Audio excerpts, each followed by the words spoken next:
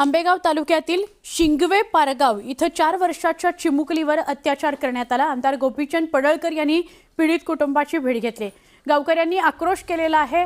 आक्रोश मोर्चा काढत आरोपीला कठोर शिक्षा व्हावी अशी मागणी केलेली आहे। प्रसार माध्यमांशी बोलताना पडळकर यांनी या घटनेचा तीव्र शब्दांमध्ये निषेध व्यक्त केला।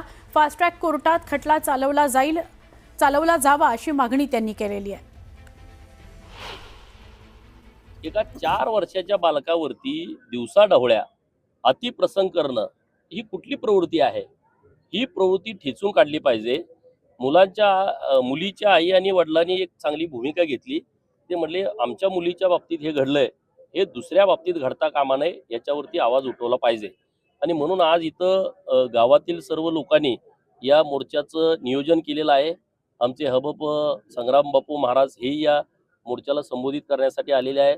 हिंदू चळवळीमध्ये काम करणाऱ्या सर्व संघटना, श्री शिव प्रतिष्ठान आहे, बजरंग दलाची लोक आहेत, विश्व हिंदू परिषदेची लोक आहेत, संघाची लोक आहेत, RSSचे लोक आहेत आणि गावातल्या सगळ्या लोकांनी हा विषय उचलून धरलेला आहे। आणि त्यामुळे आमची मागणी आहे पुढच्या 15 दिवसाच्या आतमध्ये तात्काळ हे चार्जशीट दाखल करावं